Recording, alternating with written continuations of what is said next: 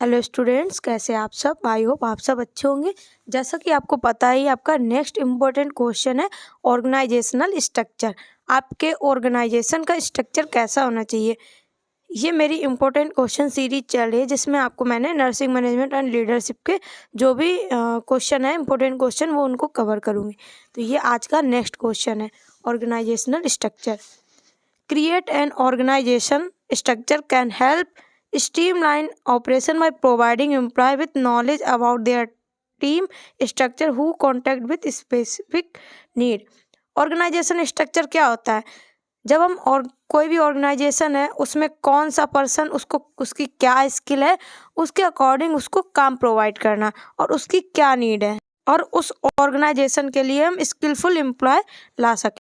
These activities include roles, regulation, and obligation. Organization structure is method by which work flow through an organization। इसमें ये होता है किस person का क्या रोल रहेगा, उसमें क्या रेगुलेशन रहेंगे, इस हिसाब से इसका ऑर्गेनाइजेशन का स्ट्रक्चर करते हैं। इसके कुछ की एलिमेंट्स होते हैं ऑर्गेनाइजेशन स्ट्रक्चर का। पहला क्या है आपका? Job design. पहले तो जॉब को डिज़ाइन करना, क्या क्या ड्यूटीज़ हैं, क्या क्या वर्क हैं, किस पर्सन को क्या काम देना है, वो आपका जॉब डिज़ाइन में आ जाएगा। नेक्स्ट क्या है आपका? Department maintain. डिपार्टमेंटेशन मतलब way and organisation structure it job to coordinate work. आपकी जॉब आपके वर्क से कैसे कोऑर्डिनेट कर रही है, और वो होना चाहिए, वो आपका ऑर्गेनाइजेशन स्ट्रक्चर में आता है। नेक्स्ट आपका क्या है? डेलीगेशन। डेलीगेशन का मतलब क्या होता है? किसी को काम देना, असाइनमेंट देना। तो जो भी एम्प्लॉयमेंट है, उनकी क्या क्या रिस्पॉन्सिबिलिटी है, उनके क्या क्या टास्क हैं, वो आपको उनको अथॉरिटी देनी है। स्पैन ऑफ कंट्रोल, उसको कौन कंट्रोल करेगा? आपका जो ऑर्गेनाइजेशन है, उसमें आपको पता है कि मैनेजर होते हैं, the number of individual who report to manager, और उसमें आपको मैनेजर बनाना है। Chain of command, a line of authority, और सबको अपनी अपनी अथॉरिटी आपको बतानी है, जिससे कि कोई भी काम है वो चैन में हो सके, एक चैन कमांड फॉलो कर सके। जो भी जैसे मैनेजर कोई भी रूल दे रहा है, तो वो एम्प्लॉय उनको फॉलो कर। नेक्स्ट आपका है फंक्शन ऑफ ऑर्गेनाइजेशनल स्ट्रक्चर। जो ऑर्गेनाइजेशनल स्ट्रक्चर हम बना रहे हैं, उसका फंक्शन क्या है? पहला क्या है? Establishing an organisation hierarchy. Hierarchy मतलब एक वे में स्टेप बाय स्टेप उसको इस्टेब्लिश करना। Establishing organisation structure facilitate employ comprehension of the management hierarchy inside the organization, especially when a visual tool like chart is used, जिससे कि कोई भी काम है वो हायरार्की वे में फॉलो हो। सेकेंड फंक्शन क्या है इसका? Guiding employee and manager in decision making process. जो भी मैनेजर है वो एम्प्लॉय को गाइड करेगा कि आपको कैसे डिसीजन मेकिंग करनी है।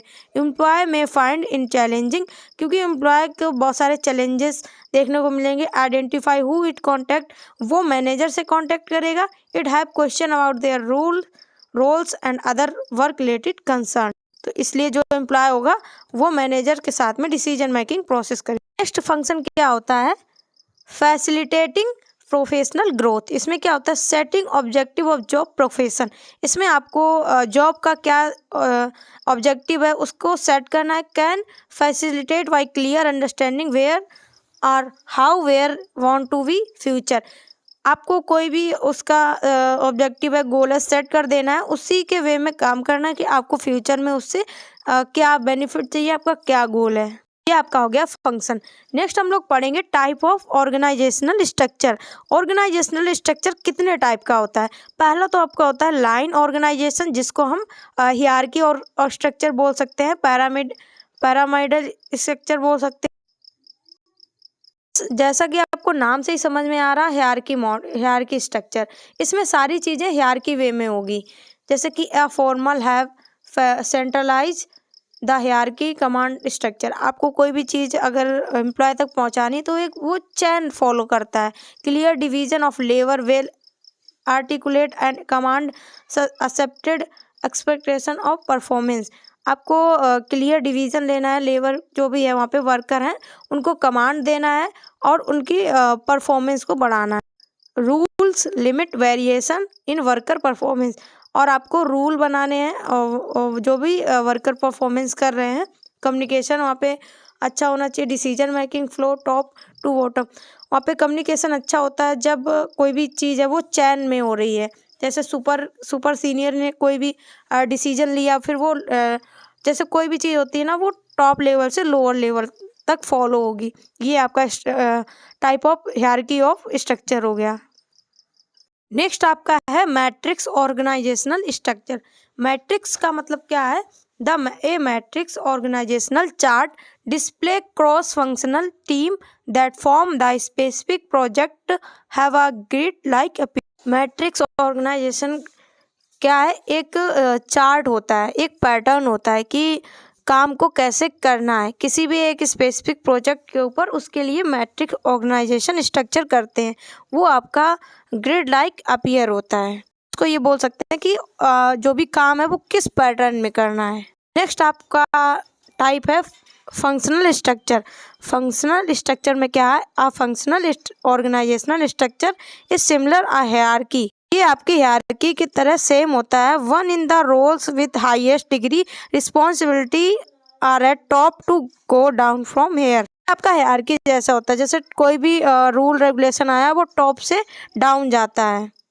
नेक्स्ट आपका टाइप है फ्लैट, या इसको बोल सकते हैं हॉरिजेंटल ऑर्गेनाइजेशन स्ट्रक्चर। इसमें क्या होता है? A simple organization design structure that lack formalization of operating standard has vast area control minimal departmentalization limited task specialization centralize authority with the honour.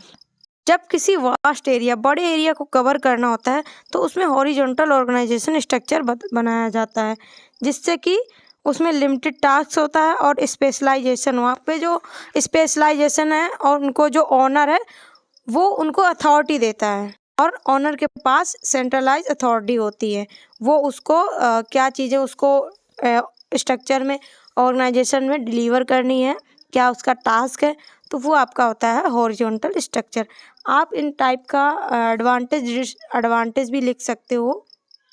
मैंने आपको शॉर्ट में समझा दिया है। आई होप वीडियो आपके लिए अच्छा रहा होगा। वीडियो अच्छा लगा तो वीडियो को लाइक करें, चैनल पर नए तो चैनल को सब्सक्राइब करें। Thank you for watching my video. Subscribe for more content.